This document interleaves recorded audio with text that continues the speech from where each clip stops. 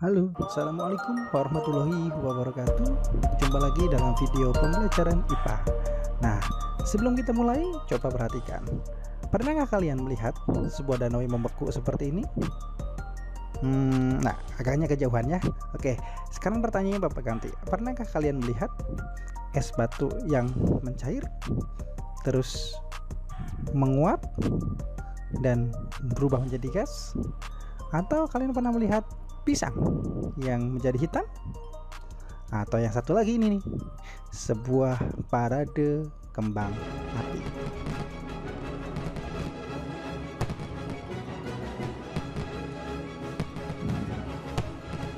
Nah, ini adalah materi yang akan kita bahas pada kesempatan kali ini.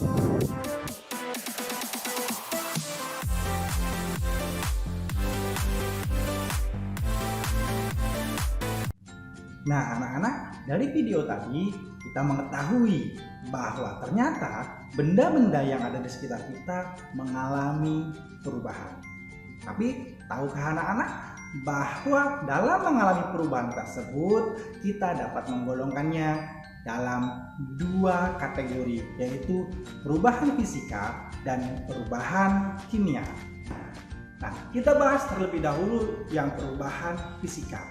Perubahan fisika adalah perubahan yang dialami suatu zat yang tidak menghasilkan zat baru. Jadi dalam perubahannya zatnya masih zat yang sama. Nah, ada beberapa contoh untuk perubahan secara fisika. Contoh perubahan materi secara fisika yang pertama adalah perubahan wujud, di mana di sini ada es yang bisa berubah menjadi air, air yang bisa berubah menjadi gas, ataupun gas yang bisa kembali lagi menjadi es. Nah, dalam perubahan wujud ini ya, yang berubah hanya bentuknya saja, tetapi bahannya masih sama ya. Air adalah H2O. Ketika berubah menjadi es, tetap H2O. Dan ketika menjadi sebuah gas, ini juga tetap menjadi atau tetap susunannya adalah H2O. Jadi tidak terbentuk zat baru seperti yang dikatakan di awal tadi bahwa perubahan fisika tidak membentuk zat baru. Ya, yang di sini adalah hanya yang berubah adalah wujudnya saja. Contoh berikutnya adalah pelarutan. Nah, kalian pasti di rumah sering membuat sirup ataupun ya semacamnya ya, yang bisa atau yang kita sering larutkan, atau mungkin kita buat teh. Nah, dalam pelarutan ini tidak ada zat yang berubah ya, tidak ada zat baru, hanya dicairkan. Contohnya kamu sirup kamu campur dengan air, kamu aduk, air yang tadinya putih berubah menjadi warna sirup. Nah, itu adalah perubahan secara fisika. Masih bentuknya sirup, masih air, sirupnya masih terasa, airnya juga masih terasa. Ya, tidak ada zat baru di situ. Nah, kita lanjut. Berikutnya adalah tentang perubahan bentuk. Nah, dalam perubahan bentuk ini ya, bentuknya berubah. Kamu lihat contohnya di sini. Ada sebuah pohon yang ditebang, yang terus menjadi sebuah lempengan, terus dikerjakan oleh tukang dan berubah menjadi kursi. Dari sebuah pohon menjadi kursi. Yang berubah hanya bentuknya. Ya, bahannya tetap masih sama, yaitu kayu. Nah, ini adalah contoh-contoh dari perubahan fisika. Atau mungkin kamu bisa menemukan yang lainnya. Contohnya adalah ketika orang memahat patung, bentuknya berubah dari batu yang besar ya, berubah membentuk menjadi sebuah patung. Nah, ini tetap sebuah batu, tetapi hanya bentuknya saja yang berubah. Oke, ini adalah perubahan fisika. Selanjutnya adalah perubahan kimia. Perubahan kimia itu adalah perubahan zat yang menghasilkan zat baru. Jadi berbeda dengan yang fisika. Kalau fisika tidak menghasilkan zat baru, kalau kimia menghasilkan zat yang baru. Ya, ada zat yang baru ditimbulkan. Nah, Ini adalah beberapa contohnya. Yang pertama adalah pembakaran. Nah, kamu lihat di situ ya, ada kayu yang sedang dibakar. Kayu tadi kita lihat ya, kayu dibakar maka hasilnya adalah abu. Nah, ini timbul zat baru yang sifatnya berbeda dari kayu. Atau kertas. Kertas ketika kamu bakar ya berubah menjadi arang. Arang itu adalah zat karbon. Nah, ini sifat kertas dengan sifat arang itu sangat jauh berbeda. Nah, ini menandakan ada perubahan secara kimia.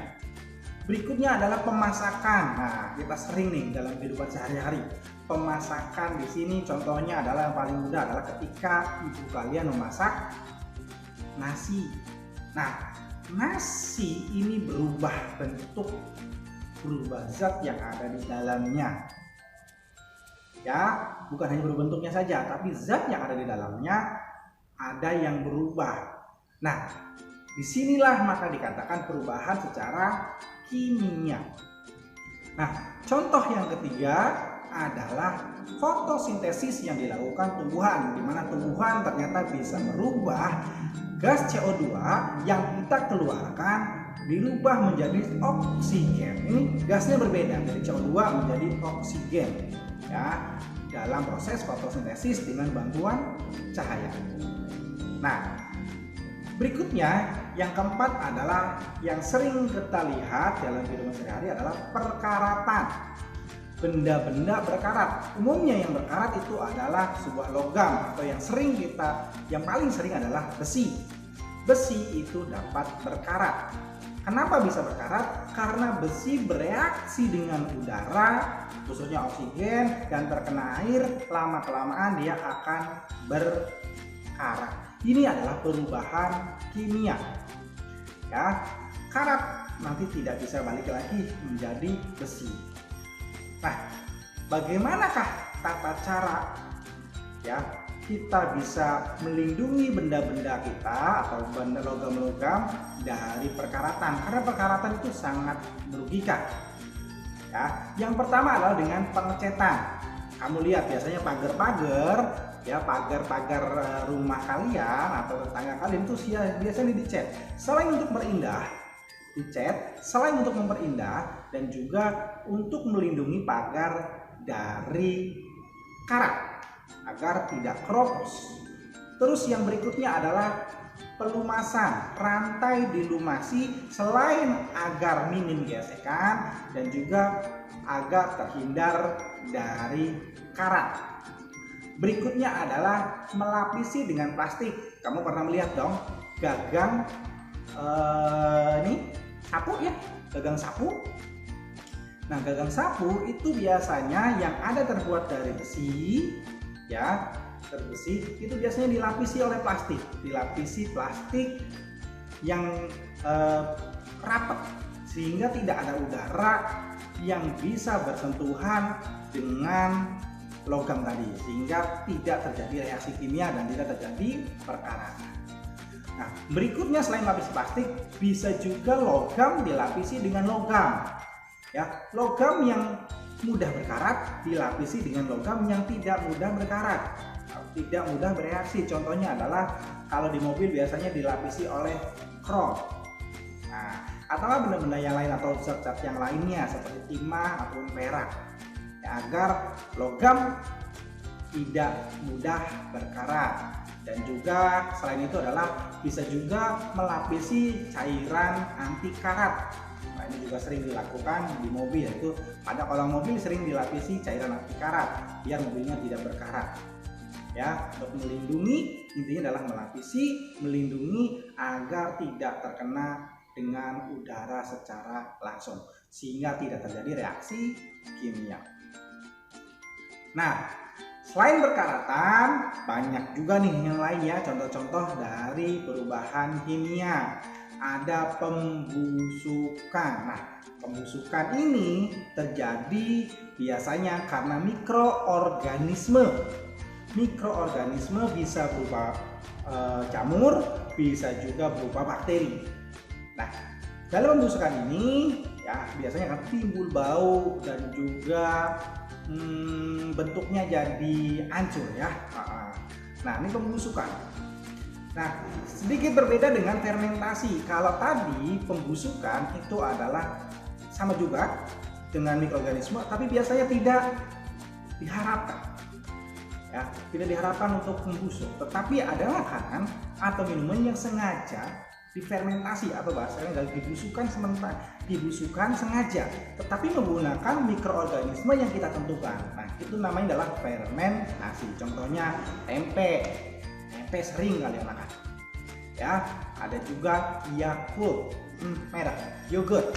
Nah, yogurt itu dibuat dari susu yang dibasikan oleh bakteri. Bakterinya bakteri tertentu, bukan bakteri sembarangan, ya. Nah, dan juga kecap juga sama, terbuat dari fermentasi. Dan yang terkenal lagi adalah tape atau peyem, ya. Nah, itu adalah fermentasi. Jadi pembusukannya kita harapkan, ya, dengan menggunakan mikroorganisme tertentu.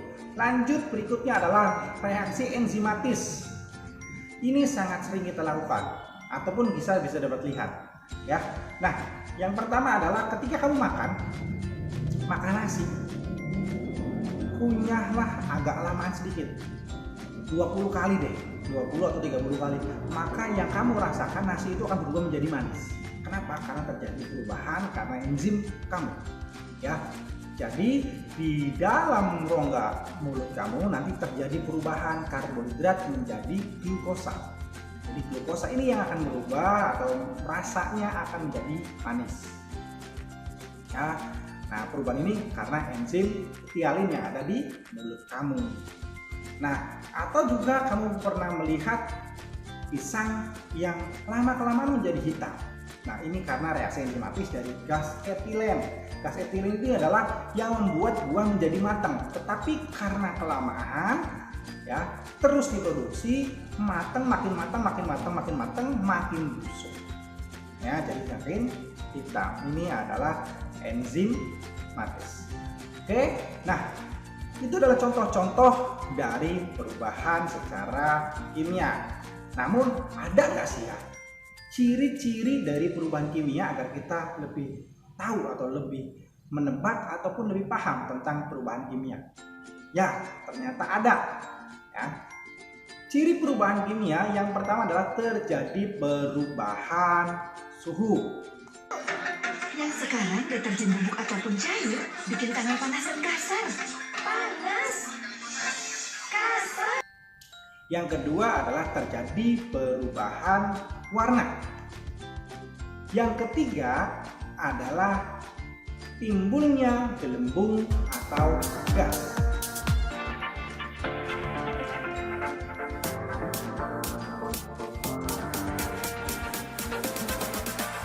Yang keempat, munculnya endapan. Dan yang kelima adalah perubahan pH.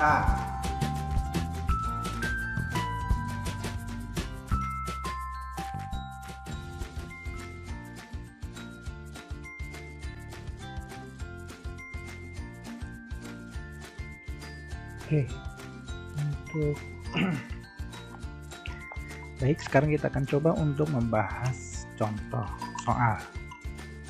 Baik, untuk sekarang kita akan coba untuk mengerjakan soal, ya.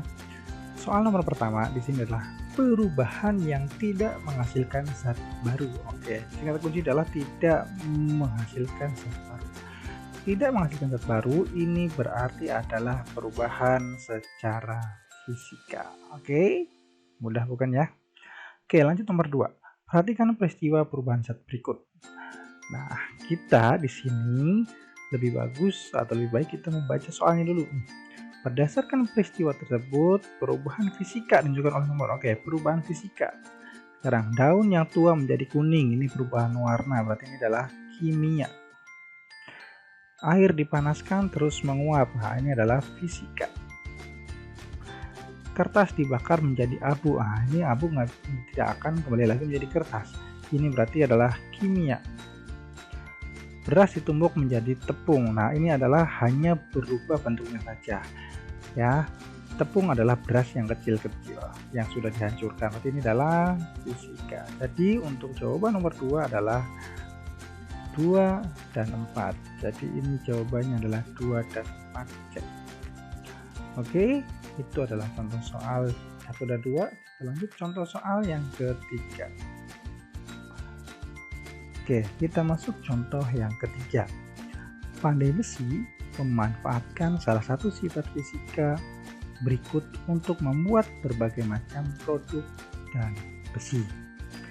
Dan sifat fisika yang dimaksud adalah mudah panas, apakah mudah mencair, mudah membeku, atau lunak di suhu yang tinggi. Nah, besi salah satu keunggulannya adalah mudah dibentuk pada saat suhu yang tinggi. Jadi jawaban yang paling tepat sifat fisikanya adalah yang D. Oke. Nah, yang T mudah membeku itu salah, yang mudah mencair pada suhu yang rendah itu salah, dan mudah panas ini besi bisa mudah panas. Tapi yang paling tepat adalah yang D ya, karena berkaitan dengan bentuk dari produk dari besi. Oke, sekarang kita lanjut soal yang keempat.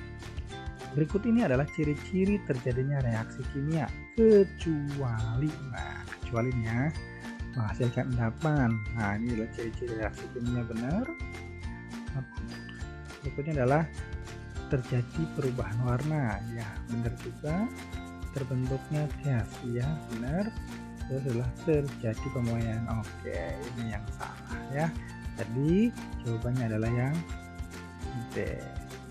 Oke, itu adalah contoh soal untuk perubahan fisika dan perubahan kimia. Nah, itu tadi adalah materi kita hari ini tentang perubahan fisika dan perubahan kimia. Jadi, dapat disimpulkan bahwa perubahan fisika tidak membentuk zat baru, sedangkan perubahan kimia membentuk zat baru.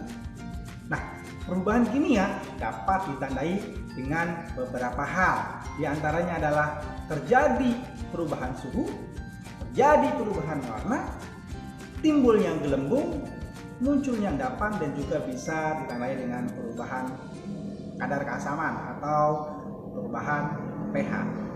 Nah, Bapak kira cukup sekian untuk materi hari ini. Jangan lupa setelah ini kalian langsung ke Google Classroom dan melihat ada latihan soal di situ. Silakan dikerjakan dengan baik-baik. Nah, jika perlu kalian bisa mengulang lagi video ini untuk lebih jelasnya. Terima kasih. Wassalamualaikum warahmatullahi wabarakatuh. Sampai ketemu dalam video pembelajaran berikutnya.